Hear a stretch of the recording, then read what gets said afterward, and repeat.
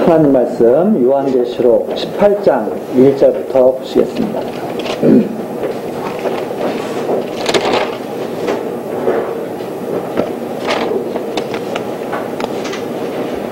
요한계시록 18장 1절.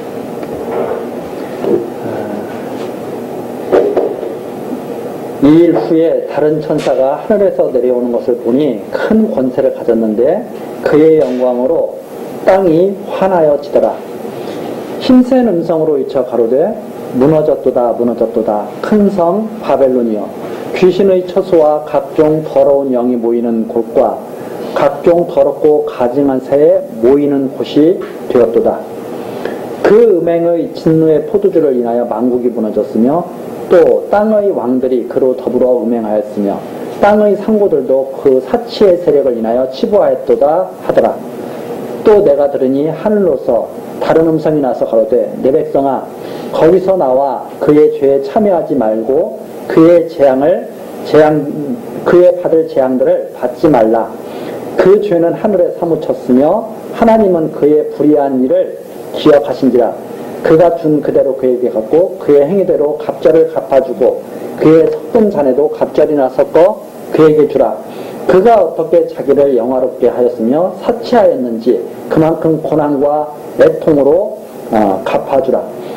그가 마음에 말하기를 나는 여왕으로 앉은 자요 과부가 아니라 결단코 애통을 당하지 아니하리라 하니 그러므로 하루 동안에 그 재앙들이 이르리니 곧 사망과 애통과 흉년이라. 그가 또한 불에 살라지리니 그를 심판하신 주 하나님은 강한 자이심이니라. 우선 8절까지입니다. 자, 17장에서 음녀 권세가 완전히 망하는 그런 멸망당하는 모습을 봤습니다. 짐승을 타고 놀던 음녀 권세가 망하게 되죠. 그리고서는 18장 1절서부터 이제 지금 이 8절까지는 천사가 그 음녀 권세가 완전히 하나님의 심판을 받았다는 것을 말해주는 겁니다. 그러니까 원래 이 바벨론이라고 하는 곳은 바로 음녀, 짐승, 그리고 용의 권세가 세운 그 제국이 바로 바벨론이죠.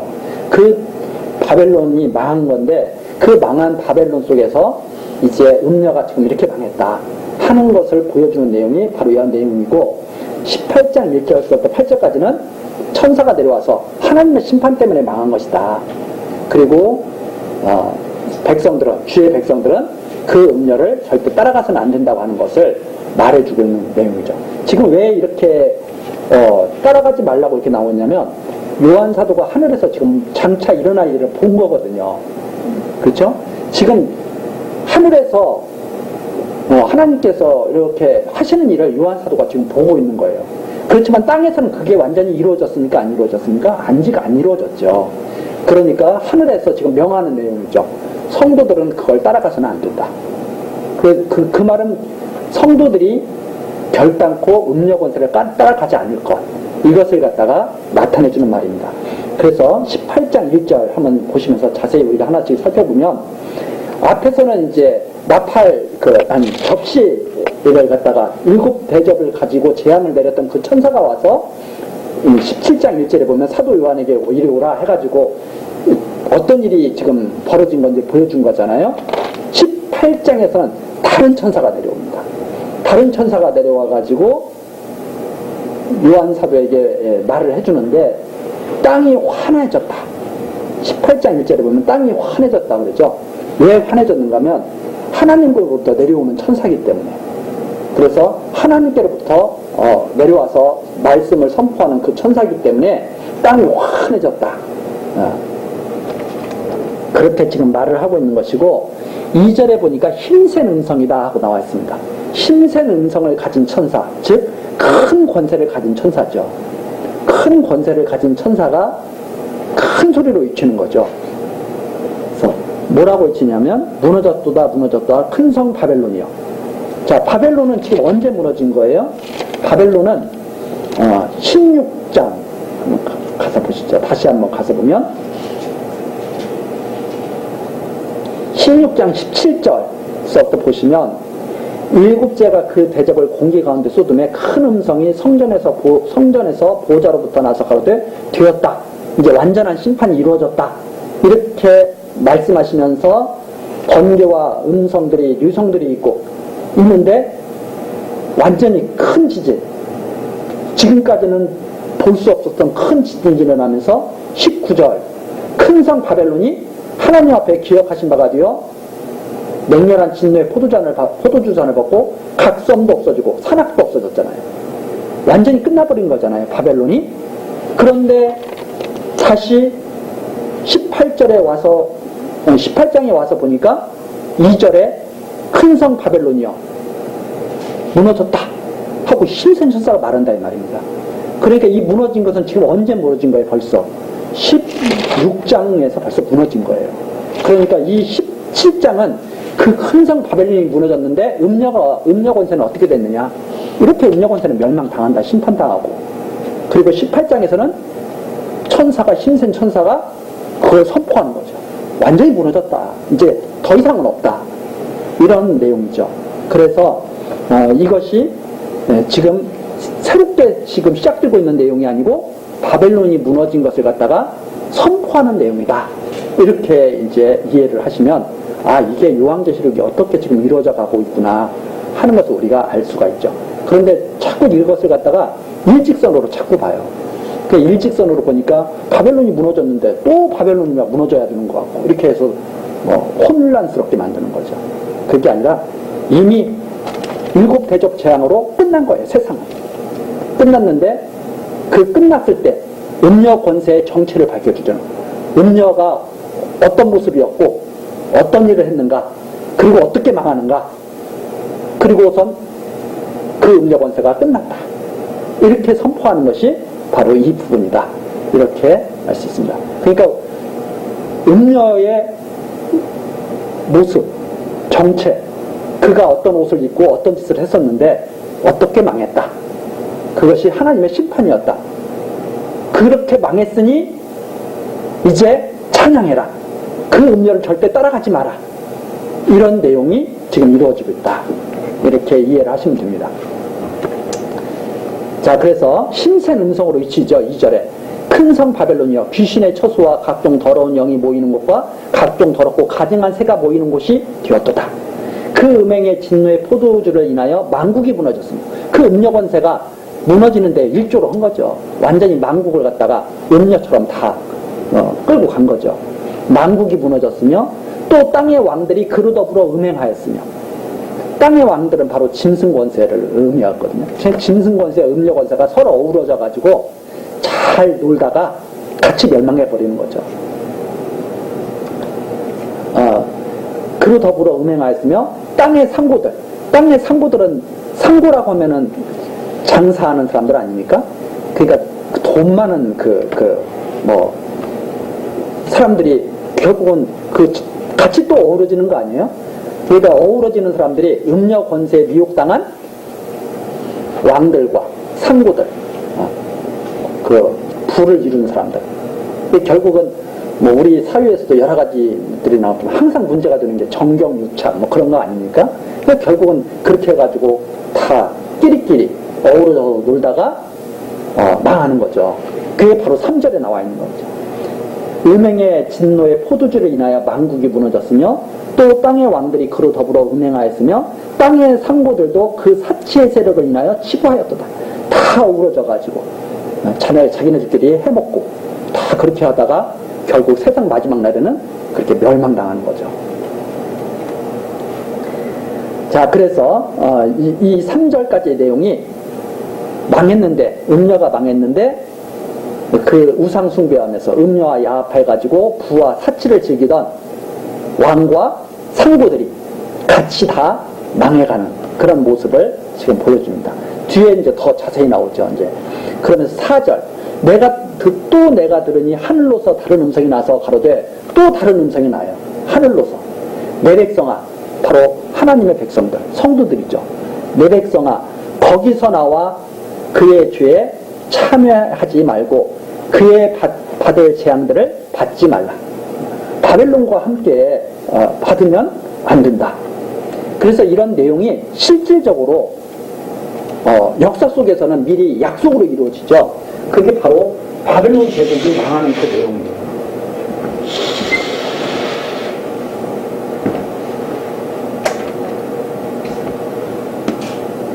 이 역사 속에서 예루살렘이 멸망하죠. 예루살렘.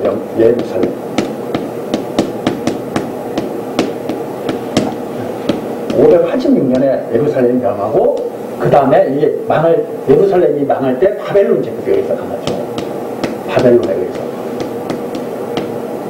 이 바벨론이 예루살렘을 멸망시킵니다. 그런데 이 바벨론이 예루살렘을 멸망시켰으면 그것이 끝이 아니죠. 하나님의 심판이 있죠. 마지막에. 그러니까 이 예루살렘이 멸망하는 것은 마치 이 땅에서 하나님의 백성이 다 망한 것 같은 그런 상황인 거죠. 그런데 하나님께서 미리 때를 정해놓으셨죠. 70년이 차고나면 회복이 된다. 이 회복이 될 때 멸망하는 제국이 바벨론 제국이죠.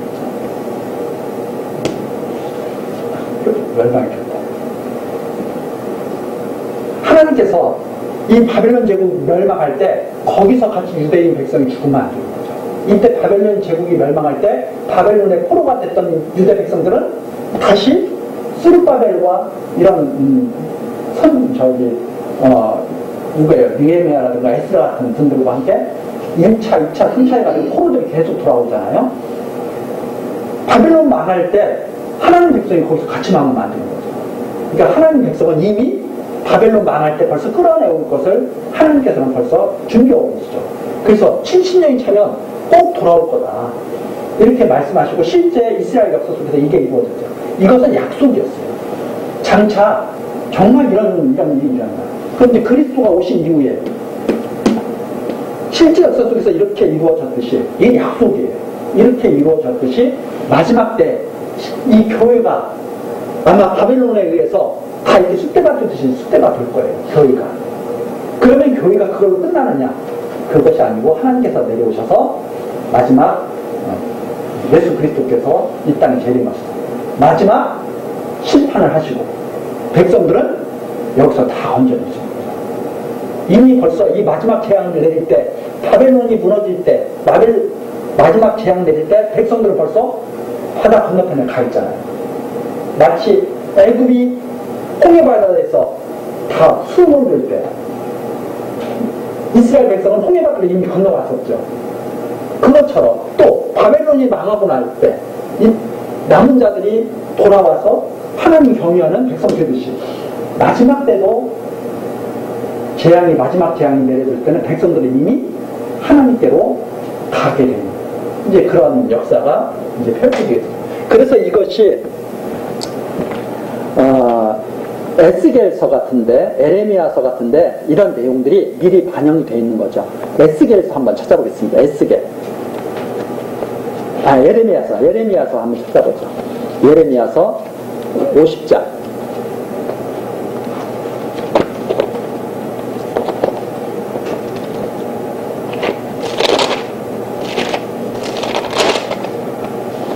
예레미야 50장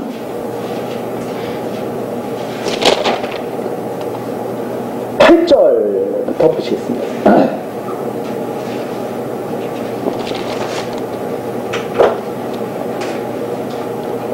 거기 보면 여호와께서 예레미야 선지자에게 말씀하신 내용 있잖아요. 뭐라고 말씀하시냐면 8절 보면 너희는 바벨론 가운데서 도망하라. 갈대아인의 땅에서 나오라. 때에 앞서가는 수염소같이 하라. 보라 내가 큰 연합국으로 북방에서 일어나 나와서 바벨론을 치게 하리니 그들이 항우를 버리고 쳐서 취할 것이라. 그들의 화살은 연숙한 용사의 화살 같아서 헛되이 돌아오지 아니하리라. 갈대아가 약탈을 당할 것이라. 그를 약탈하는 자마다 만족하리라. 여호와의 말이니라. 이런 갈대아에서 도망치라고 백성들이 말을 하죠. 그리고 또 조금 더 뒤로 가서 51장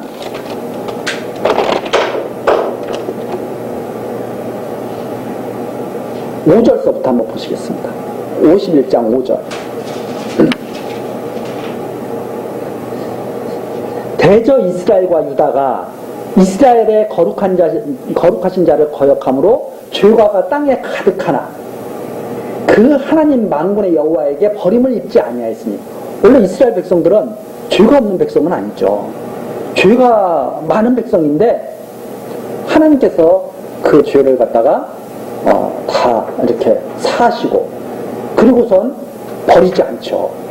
그래서 여기에 보니까 만군의 여호와께서 여호와에게 버림을 입지 아니하였나니 바벨론 가운데서 도망하여 나와서 각기 생명을 구원하고 그의 죄악으로 인하여 끊침을 보지 말지어다. 이는 여호와의 보수이되니 그에게 보복하시리라. 이런 말씀이죠.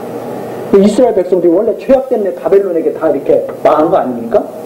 죄악이 하도 관영하니까 하나님께서 예레미야 선지자에게 야 바벨론에 의해서 예루살렘 망할 거야. 이 말씀하시죠. 그 망하는 것으로 끝나는 게 아니라 그런데 너의 죄 때문에 내가 버리지 않겠다. 나와라 빨리. 생명을 보존하라. 도망하라. 만군의 여호와의 말입니다. 이 말은 백성들이 나오게 하나요? 아니면 나중에 우리 역사에 배우는 것처럼 이 고레스에 의해서 고레스의 파사 페르시아가 아닙니까? 페르시아 성경에 파사라고 했죠. 페르시아 이 고레스에 의해서 바벨론이 망하잖아요. 근데 이 고레스를 누가 보내요? 하나님께서 미리 고레스가 태어나기도 전에 고레스 이름을 불러서 내가 보내겠다고 했어요. 그럼 벌써 이사야 선지자가 망하기 훨씬 전에 이사야 선지자가 예언했는 거다. 이사야 선지자는 주전 700년 경이거든요. 그러니까 벌써 200년, 150년 전 사람이 고레스 이름까지 불러가지고 내가 고레스를 불러서 바벨론 내가 쓰러뜨리겠다. 그리고 백성들은 그때 나오게 될 거다. 그러면 예레미야 선지자가 너희는 빨리 도망치라 그러는 것은 성도들이 알아서 도망쳐야 되는 거예요? 하나님이 도망치게 해주시겠다는 거예요? 도망치게 해주시겠다는 거예요. 하나님이 나와라 했는데 나 나가기 싫어요 이러는 게 아니라 하나님의 택한 백성은 도망치도록 하나님께서 역사하시겠다는 거예요. 그래서 여기 요한계시록에서도 다시 돌아가서 보면 18장 4절에 내 백성아 거기서 나와 그의 죄에 참여하지 말고 그의 받을 재앙을 받지 마라. 받을 재앙들을 받지 마라. 이것은 인간에게 선택이 달린 것이 아니라 이렇게 하나님께서 역사하시는 하나님께 달렸던 문제죠. 그래서 하나님이 그걸 그렇게 하시겠다고 지금 선포하시는 내용이다. 이렇게 이해를 할 수가 있습니다. 그래서 이것은 바로 예레미야 선지자, 이사야 선지자 이런 선지자들에게 실제 역사 속에서 유대 백성들을 그렇게 구원할 것이 장차 마지막 때에도 하나님의 모든 백성들이 그렇게 구원받을 것 이것을 우리에게 지금 하늘에서 요한 사도를 통해서 보게 하신 것이다. 이렇게 이제 정리를 하면 되겠습니다. 자, 그래서 백성들 보고 나오라 그러면서 그 죄는 하늘에 사무쳤으며 하나님은 그의 불의한 일을 기억하신다. 그래서 소돔과 고모라 같이 바벨론이 완전히 멸망당하는 그런 내용이죠. 그가 준 그대로 그에게 주고 그의 행위대로 갑절을 받고 여기서 행위대로 갑절을 받는다고 하는 것은 하나님의 그 심판하시는 그 심판대로 그대로 받는다 하는 그런 말입니다. 그래서 여기에서 하나님께서 이렇게 심판하실 수 있는 이유가 뭐냐? 하나님이 왜 하나님만이 이렇게 심판하실 수가 있느냐? 그 이유는 마찬가지예요. 예를 들어서 우리 그 속담에 뭐 그런 거 있지 않습니까? 똥 묻은 개가 뭐 묻은 개가 뭐 묻은 개 나무란다고 뭐 안 먹히잖아요. 너는 안 그래? 누가 심판을 할 때 야 너나 잘해 이러면 할 말이 없잖아요. 사실 뭐 예를 들어서 부모님들이 애를 보고 공부하라고 그러면 엄마는 했었어? 그러면은 약간 난감해진다 이 말입니다. 그럼 누가 사실을 심판해야 되냐? 흠이 없는 사람이 심판해야 되거든요. 한 번도 게으름 피지 않고 정말 열심히 공부해가지고 잘한 사람들 이런 사람들이 하면은 조금 약간 주눅 들죠. 그러나 이 완전한 인간이 어디 있습니까? 그런 인간 없잖아요. 그래서 인간은 심판할 수 있는 존재가 사실잖아요. 우리 이 사회에서 검사도 있고 판사도 있고 경찰도 있고 다 그렇지만 행위 겉으로 나타나는 행위는 어떻게 심판할 수 있을지 모르나 은밀한 것까지는 어떻게 심판해요? 야, 너 도둑질을 하고 맘먹었지? 너 나쁜 놈이야? 그렇게 어떻게 판사가 심판해요? 실제로 도둑질 한 걸 잡아갖고 와야 심판하잖아요. 또 실제로 도둑질 했어도 증거가 없으면 심판할 수가 없잖아요. 때로는 경찰이 더 나쁜 경찰일 수도 있잖아요. 인간은 그래서 더더군다나 종교적인 심판은 인간은 할 수가 없습니다.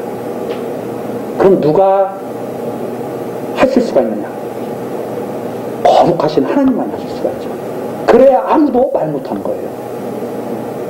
그래서 여기에서 지금 하나님이 이렇게 심판하시는 심판은 하나님의 거룩함, 완전하심이 지금 증거되고 있는 거죠.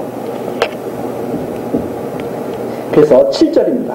그가 어떻게 자기를 영화롭게 하였으며 사치하였는지 그만큼 고난과 애통으로 갚아주라. 그가 한 그대로, 그렇죠?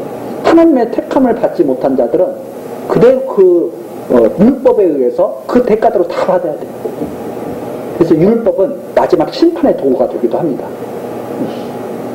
대속의 필린 피가 없는 자들, 마치 애굽에서 나올 때 문설주에 피가 이렇게 칠해지지 않은 애굽의 장자들은 다 죽었잖아요.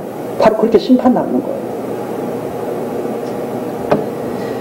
자, 그래서 그대로 다 갚아주라. 그러면서 그가 마음에 말하기를 나는 여왕으로 앉은 자요, 과부가 아니라. 이게 그렇게 말을 하죠. 나는 여왕이야, 나는. 과부가 아니야. 야, 얼마나 교만한지. 그렇게 말을 하죠, 음녀들이. 그래서 결단코 애통을 당하지 아니하리라. 이렇게 하지만, 그러나 하나님의 심판을 피해갈 수 없다는 말이죠. 그래서 결단코 애통을 당하지 아니하리라. 이거 누가 이런 말을 들어요? 아주 교만한 자들이 그런 말을 하거든요. 하나님을 떠나서 아주 하나님을 대적하면서도 나 괜찮아 하는 자들이. 그렇죠? 그게 이제 이런 것도 사실은 여기에 나와 있는 것들이 제가 일일이 찾아보지 않고 그러니까 이렇게 그냥 넘어가는데, 사실은 선지자들이 예루살렘 이렇게 망하기 전에 선지자들이 다 한 말이에요. 이게. 그래서 예를 들어서 보면 이사야 47장 한번 같이 보시겠습니다.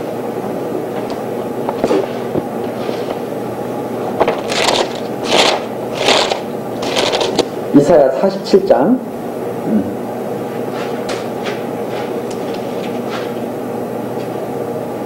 1절부터 한번 보겠습니다.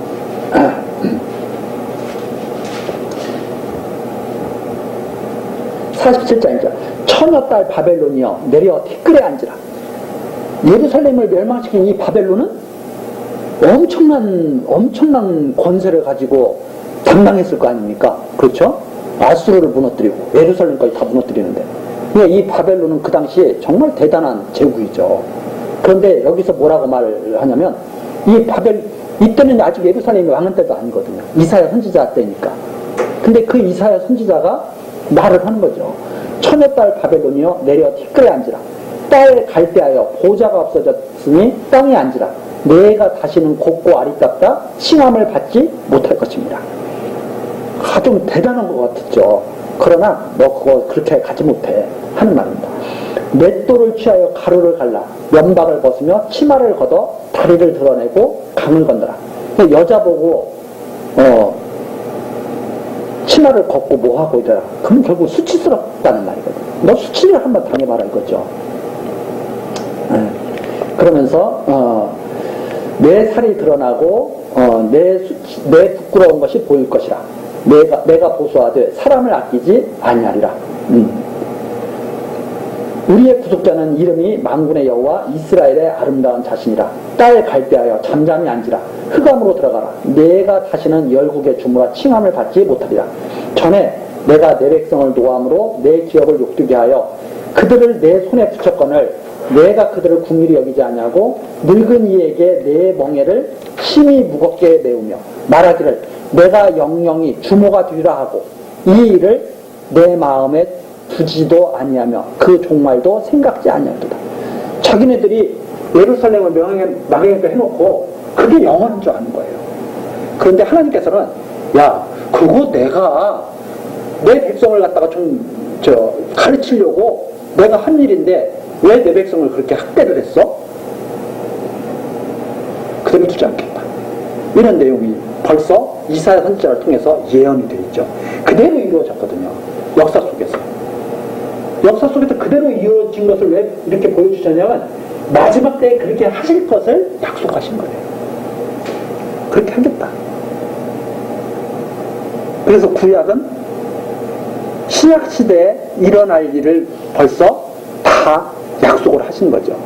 그러나 이 이사야 선지자가 예언한 이 내용은 벌써 성취가 된 거예요. 구약에서. 이사야 선지자가 한 내용이 이미 구약에서 그림자적으로 다 성취가 된 거예요. 그것이 이사야 선지자 한 내용을 그대로 지금 신약에 갖고 오는 것은 너무 그건 한계가 넘은 것이다. 이미 구약에서 성취가 됐는데 이렇게 성취가 된 것처럼 신약에서도 예수께서 재림하실 때 그때는 이런 바벨론 제국이 아니고 진짜 바벨론, 그러니까 영적 바벨론이죠. 이때는 역사 속에 나타난 바벨론 제국이 무너진 거고 이제 마지막 때는 영적 바벨론, 그게 바로 음녀 권세, 짐승 권세, 용의 권세, 이런 영적 바벨론이 무너질 것, 이것을 말하고 있죠. 자, 그러면서 이렇게 바로 선지자들을 통해서 하나님께서 말씀하신 내용들이 이 요한계시록에 그대로 다 이렇게 반영돼서 반드시 언약하신 대로 내가 이룰 것이다 하는 말씀으로 이렇게 우리에게 다가오는 것입니다. 자, 다시 요한계시록으로 돌아가서 18장 이제 8절입니다.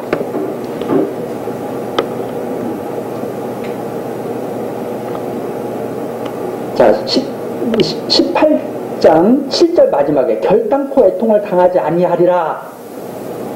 바벨론, 옛날 그 바벨론 제국 때도 그랬잖아요. 그러다가 결국 망했죠. 그것처럼 그렇게 하기라 하나. 8절입니다. 그러므로 하루 동안에 이 재앙이 이르리. 순식간에 그 재앙이, 여기서 하루 동안이라고 하는 것은 그게 오래 갈 줄 알았는데, 바벨론 제국이 영원할 줄 알았는데 어느 날 예수님이 말씀하신 대로 도적같이 그날이 오는 거죠. 그래서 하루아침에, 하루 동안에 이 말은 아주 짧은 시간에, 지금 역사가 오랫동안 이렇게 지금 진행되고 있지 않습니까? 그런데 이 일이 언제 이루어진다는 거예요? 그냥 하루 동안에 다 이루어지는 일이라는 거죠. 그래서 이 하루라고 하는 것은 아주 사람들이 그걸 갖다가 알지 못할 때, 어느 때 오는지도 모르죠. 바로 그 하루 동안에 이 재앙이 이른다 하는 말입니다. 하루 동안에 이 재앙이 이르리니 곧 사망과 애통과 흉년이라. 그가 또한 불에 살려지리니 그를 심판하신 주 하나님은 강한 자이십니다. 바로 하나님이 그를 심판하셨다 하는 내용이죠. 그래서 강한 자, 진짜 누가 강한 자였어요? 하나님이 강한 자였거든요. 근데 바벨론은 지금까지 누가 강한 자라고 그러면서 살았어요? 자기네들이 강한 자라고 하면서 살았거든요. 근데 진짜 강한 자는 하나님이시고, 정말 심판하시는 분은 하나님이신 거죠. 그래서 그 많은 것을 갖다가 우리들이 이렇게 본다고 하는 것은 정말 큰 일이죠. 우리가 하나님을 안다고 하는 것은요, 이렇게 연약한 자들을 갖다가 저거 힘이 없고 나는 힘이 많아서 그들을 막 아무렇게나 해도 괜찮은 존재, 이렇게 이해하는 사람들은 하나님을 아는 사람들이 아니죠. 연약한 자일수록 그들을 보고 돌보고 나도 연약한 자를 아는 거죠. 그런데 많은 사람들은 연약한 자를 보면 자기를 강한 자로 착각해요. 진짜 강한 자는 하나님이시죠. 하나님이 바벨론도 쓰신 거고 이 예루살렘도 하나님이 지키고 계셨던 거예요. 바벨론이 강하기 때문에 예루살렘이 무너진 게 아니에요. 하나님이 강했기 때문에 예루살렘이 무너진 거지. 왜? 하나님이 예루살렘 무너뜨리라고 바벨론을 일으켜 세우신 거거든요. 근데 바벨론은 하나님을 모르고 자기가 강한 자라고 교만을 떠났던 거죠. 그 지금도 마찬가지입니다. 예를 들어서 이랬잖아요. 막 잘못된 사람들이 잘못 가르치는데도, 잘못된 성경을 가르치는데도 막 사람들이 몰려들어요. 소위 이제 이단이라고 그러죠. 그러면 그들이 어떻게 생각하겠어요?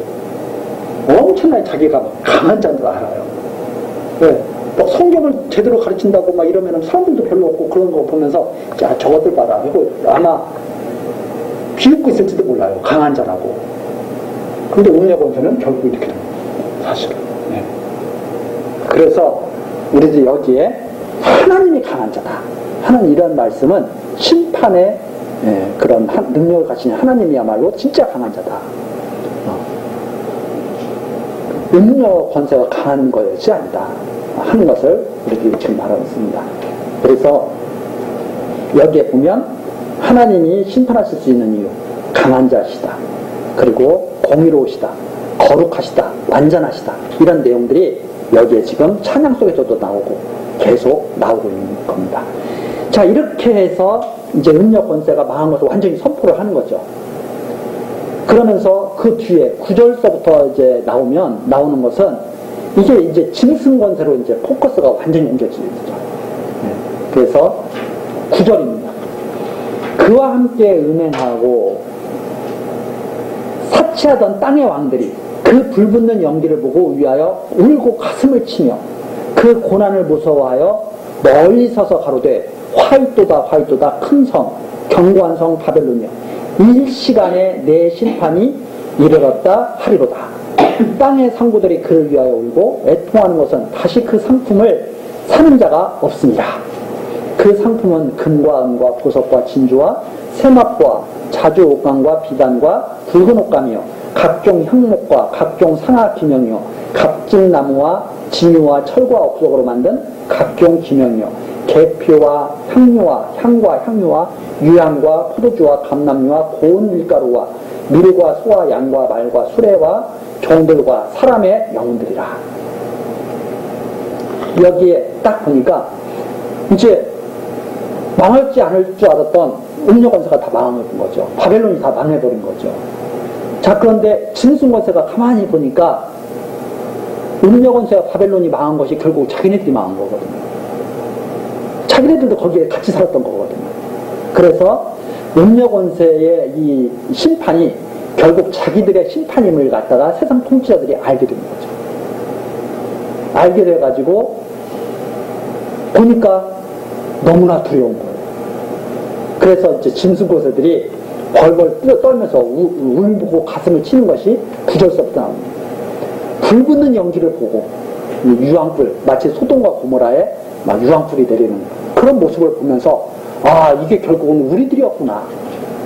같은 종족들이었구나 하는 것을 알게 되죠. 그래서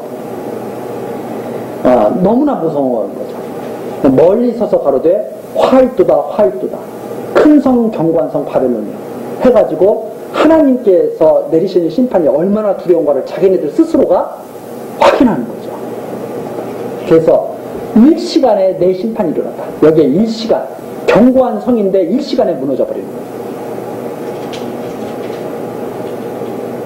같이 어우러졌던 것이 바로 상고들 아닙니까? 그게 3장에 나와 있지 않습니까? 3절에 나와 있지 않습니까? 음행할 때 땅의 왕들 그리고 땅의 상고들이 같이 거기서 어우러져서 놀았잖아요. 그것처럼 이번에는 11절 썼던 땅의 상고들도 그게 바로 자기들이 받는 심판인 거죠. 그래서 땅의 상고들이 그들을 위하여 울고 애통하는 것은 지금까지 걷어들였던 것이 다 아무것도 아닌 거예요. 그렇죠? 지금까지 땅의 상고들은 열심히 걷어들였죠. 뭘 걷어들였어요? 거기 나오는 것도 있죠. 상품. 그 상품이 뭐냐면 금은 보화. 그게 죽으면 무슨 소용이 있어요, 사실. 사실 우리가 지금도 뭐 저도 그렇고 많은 사람들이 그러잖아요. 장래의 일들을 갖다가 우리가 생각하면서 장래에 어려운 것이 있으면 좀 보탬이 되지 않을까 해가지고 좀 재물도 모아놓고 다 이렇게 모아놓잖아요. 누구나 사람들 다 그러죠. 다 그런데 예를 들어서 내일이라도 지구의 종말이 확실하다. 그럼 그거가 가치가 있을까요? 그거 있다고 안 올까요? 제 생각에 오히려 그걸 다 쓰지 못하고 가는 것이 억울해서 올 것 같아요. 오히려 반대로. 마치 그런 거예요. 땅의 상구들이 물건도 많이 팔아먹으려고 다 막 모아놓고 더 부자가 되려고 다 했는데 마지막 심판 때가 딱 되니까 아무짝에도 쓸모가 없는 그것을. 그 상황이 됐다고 하는 것을 지금 밝혀주는 내용이 이거. 그 상품을 다시 살 사람이 없어요. 그래서 11절에 보면 다시 그 상품을 사는 자가 없으면 누가 사요? 다 망했는데 이제 세상이 없어져 버렸는데 뭘 팔아먹겠어요? 아무것도 못 팔아먹죠. 그거 팔아가지고 부자가 돼야 되는데 그런 아주 비참한 상황, 자기들의 뜻이 하나도 이루어지지 않고 완전히 무너진 상황이죠. 결국 여기는 뭐 어떤 상황이 되버렸냐면 하나님을 대적하던 자의 뜻이 하나도 이루어지지 않은 거예요. 바로 그 상황을 여기다 지금 해놓은 거죠. 이런 걸 다 모아놨는데 다 끝난 거예요. 13절의 마지막 부분이 또 기가 막힙니다. 종들과 사람의 영혼들까지 다 사는 거예요. 사람의 영혼들. 그런데 그것도 아무 쓸모 없어요. 사람을 영혼까지 다 사놨다는 건 뭡니까? 자기 마음대로 부리려고 사람들 다 모아놨는데 다 끝장난 거예요. 그것도.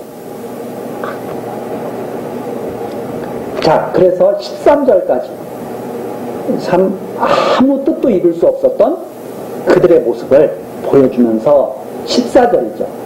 바벨론아, 내 영혼에 탐하던 과실이 내게서 떠나갔습니다. 너가 탐욕스럽게 하던 거 다 끝났어 이제. 그 말이죠. 맛있는 것들과 빛난 것들이 다 없어졌으니, 맛있는 것들, 먹고 살려고 모아놨던 것들, 빛난 것들, 장식하고 아주 호화롭게 살려고 준비해놨던 사치품들, 이런 것들 다 없어진 거죠. 사람들이 결코 이것들을 다시 보지 못하리라. 왜 다시 보지 못해요? 세상이 끝났으니까. 이제 끝났어요, 세상은. 그럼 그때 되면 아무 소용이 없어요. 그래서 지금 가지고 있는 것을 우리들이 지금 지혜롭게 사용할 수 있는 사람이 그게 지혜자죠. 그렇잖아요? 지혜롭게 하나님이 주신 것들을 지혜롭게 사용하는 것? 참, 시간도 주셨으면 시간도 지혜롭게 사용하고, 재물도 주셨으면 재물도 지혜롭게 사용하고, 이 세상에, 이 인생을 우리에게 삶을 주셨으니까 지혜로운 삶을 살고, 이래야 되잖아요. 근데 지혜롭지 못하면 이렇게 된다, 이 말입니다. 기껏 모아놔가지고, 아무짝에도 쓸모없는 걸 만들어버리는 거죠. 자, 그래서 이것들을 결코 다시 보지 못한다. 15절이죠. 바벨론을 인하여 치부한 이 상품의 상고들이 그 고난을 무서워하여 멀리 서서 울고 애통하며, 아까 왕들과 똑같죠. 멀리 서서 운다고 하는 것은 뭐냐면 너무나 두려워서 가까이 갈 수 없는 모습을 표현한 겁니다. 그러니까 하나님의 진노가 너무나 무서우니까 가까이 갈 수가 없는 거예요. 그 모습을 표현한 거예요. 진노를 안 당한다는 말이 아니라 도저히 그 하나님의 진노를 감당할 수가 없어요. 그래서 울고 애통하는 거죠. 하나님의 진노를 다 받아야 되는데 어떻게 받겠어요, 그 진노를. 그 표현을 어떻게 했냐면 멀리 서서 울고 애통한다, 이렇게 합니다. 멀리 서서 화이또다 하면서 자기네들이 그러고 있다. 너무나 하나님의 심판이 무서우니까. 그래서 안 받는다는 말이 아니라 하나님의 심판이 너무나 무서워서 두려워하고 있다는 표현이 바로 이 표현이죠. 그러면서 똑같이 말합니다. 가로되 화이또다 큰 성이야 세마포와 자주와 붉은 옷을 입고 금과 보석과 진주로 꾸민 것인데 그러한 부가 일시간에 망하였도다. 끝난 모습입니다. 그래서 여기에 세마포와 자주와 붉은 옷을 입고 금과 보석과 진주로 꾸민 것, 이것은 17장 4절에 보면 그런 모습이 음녀의 모습이었거든요. 17장 4절에 보면. 그러니까 상고라든가 왕들이 다 어떤 족속이에요? 다 한통소. 네. 그 부가 일시에 망하더라. 그래서 음녀, 큰성 바벨론, 이런 속에서 나오는 큰성 바벨론이라고 하는 곳에 음녀, 왕, 상고와 같은 음녀 권세, 진승 권세, 용의 권세가 거기를 다 장악하고 있는 그곳, 바로 그곳이 바벨론으로 표현이 되고 있는 거예요.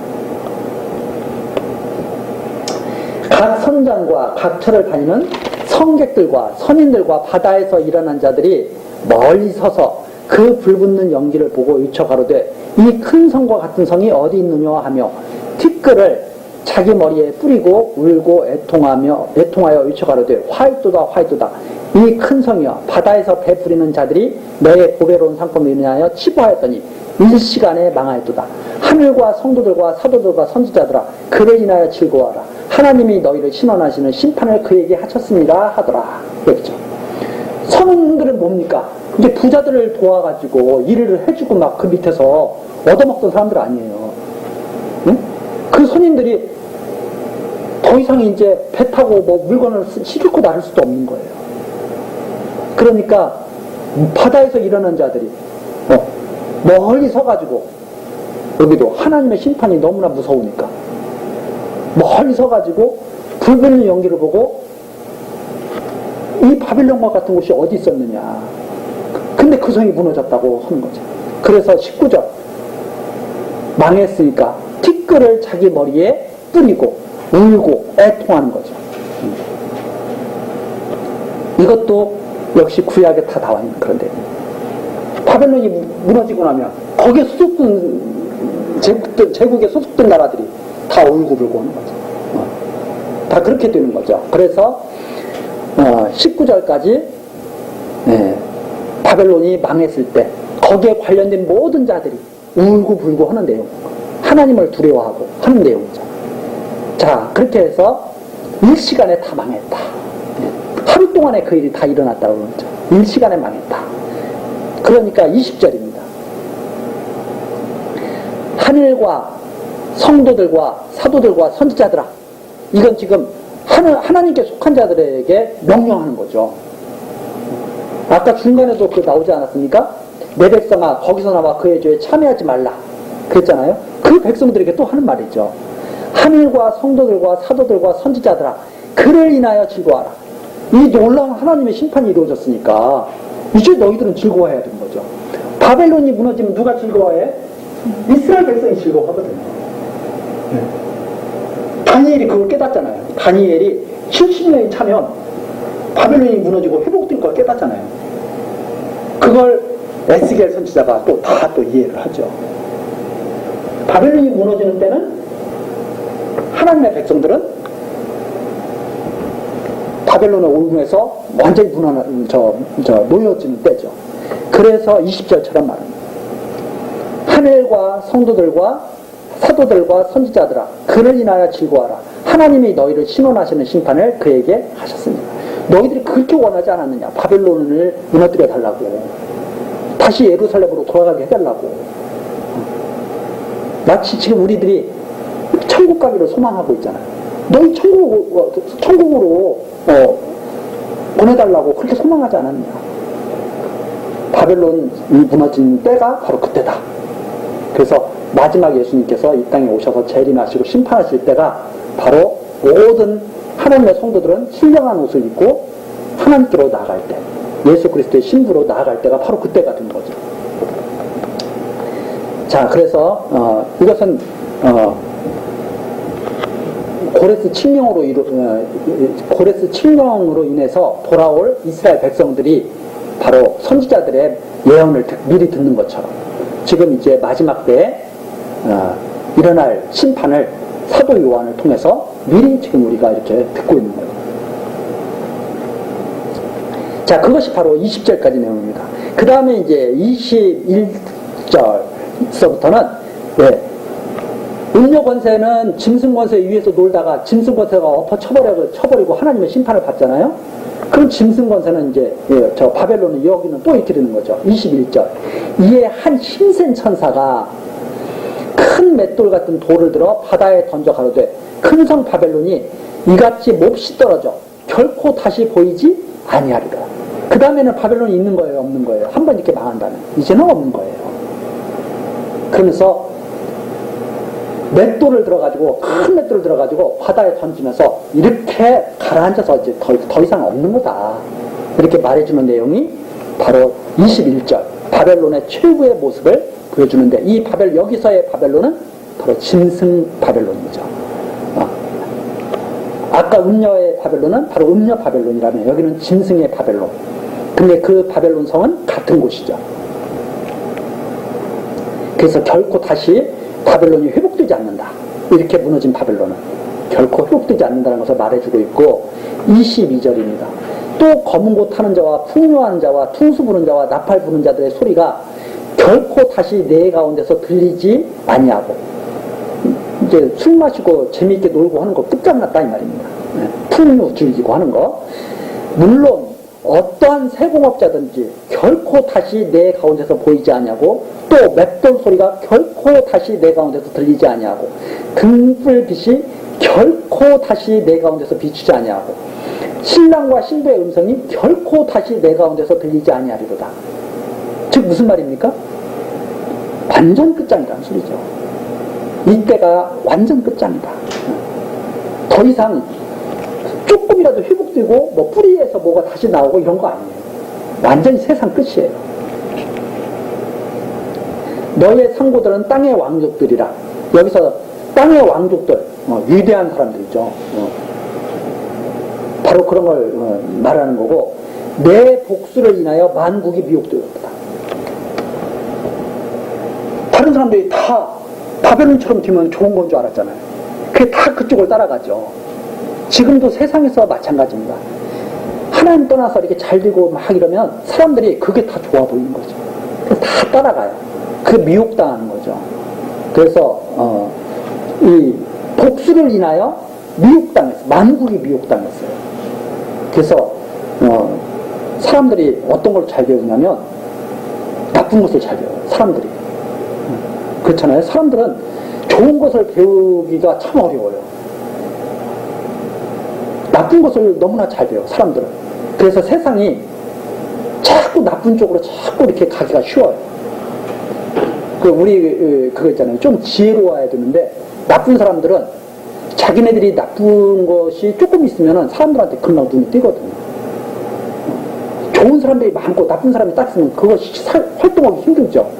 근데 어떠면 활동하기가 좋아요? 나쁜 사람들이 많고 활동하기가 좋아.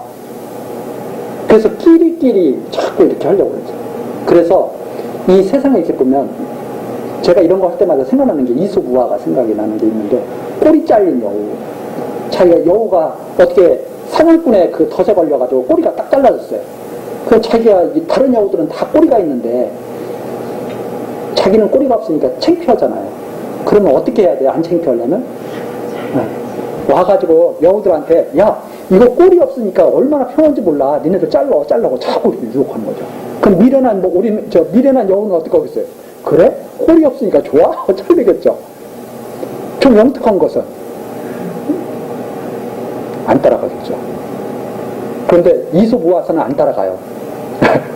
다른 여우들이, 야, 어디 네 꼬리 보자니까 꼬리가 없으니까 흉측하거든요. 야, 너 안 따라가. 안 자를 거야. 그랬더니 그 꼬리 잘린 여우가 창피해가지고 숨어버렸죠. 근데 현실에서는 안 그래요. 꼬리 잘라라 그러면 다 잘라. 그게 뭐 우화 속에도 그런 게 나왔지만, 자기하고 같은 사람을 만들어내야 자기가 정당성이 확보가 된다. 그래서 사람들은 많은 곳에 가기를 좋아해요? 사람이 조금 있는 곳에 가기를 좋아해요? 많은 곳에 가기를 좋아해요. 그래서 예를 들어서 뭐가 좋다더라 하면 우르르 몰려가는 거죠. 네? 뭐 하면 돈 많이 번다더라 하면 우르르 몰려가는 거죠. 왜? 그렇게 해야 돈이 벌리거든. 사람들이 많이 모여야 돈이 벌리거든. 근데 이거 하면 돈 많이 번다더라 하는데 사람들이 하나도 안 가. 그러면 돈이 많이 벌리겠어요? 안 가죠. 그러니까 돈 많이 벌고 싶은 사람들은 사람들을 자꾸 모아요. 그래서 요즘에 뭐 가상화폐 문제도 있고 여러 가지 문제 있잖아요. 사람들을 많이 모아야 돼. 그래야 거기 들거든요. 그래서 이제 우리들이 여기 나오잖아요. 너의 상고들은 땅의 왕족들이다. 내 복수를 인하여 만국이 미혹되었다. 장사하는 사람들은 어떻게든지 사람들을 많이 긁어 모아가지고 이거 사도록 만들어야 돼. 그래서 우리들이 미혹당하지 않으려면 깨어 있어야 되는 거죠. 이게 마치 그냥 이렇게 단순히 이렇게 뭐 상고들로 이렇게 표현됐지만 진짜 우리가 중요하게 생각하는 것은 영적인 그 지혜거든요. 영적 지혜. 지혜롭지 않으면 다 미혹당하는 거예요. 그래서 거짓 종교에 넘어가고. 자, 그 다음에 24절입니다. 선지자들과 성도들과 및 땅 위에서 죽임을 당한 모든 자의 피가 이 성중에서 보입니다. 그 바벨론 성중에서 그들에게 따라가지 않는 자들은 다 핍박당하는 거죠. 그래서 결국 24절처럼 되는 겁니다. 유혹당하지 않는 성도들은 자기네들한테 방해가 돼요. 그러니까 다 핍박하고 이렇게 해서 피를 흘리게 만들어요. 그래서 이들이 결국 망했는데 왜 망했느냐? 바로 예루살렘을 갖다가 망하게 했기 때문에, 그리고 학대를 했기 때문에 결국 바벨론이 하나님에 의해서 망이듯이 이게 망하게 된 것, 이것을 보여주는 내용이 24절까지 내용입니다. 우리 24절까지 내용이고 다음 시간 19장 내용 계속해서 살펴보도록 하시겠습니다. 기도하시겠습니다. 우리들을 지키시며 인도하시는 하나님, 주님 안에 살면서 신령한 평강과 평화를 누리게 하시니 감사드립니다. 이 시간 음녀권세와 진승권세의 정체, 그리고 그들의 모습과 그들의 하는 일, 그리고 하나님께서 하시는 공의로우신 심판에 대한 증거의 말씀을 우리들이 들었습니다. 하늘에서 요한 사도에게 보여주신 것처럼 모든 일이 이 땅에서 반드시 이루어질 것 우리들이 믿습니다. 그때를 기다리며 믿음과 소망과 사랑 중에서 성도의 인내를 갖고 살아가도록 지켜주옵소서. 예수 그리스도의 이름으로 기도드리옵나이다. 아멘.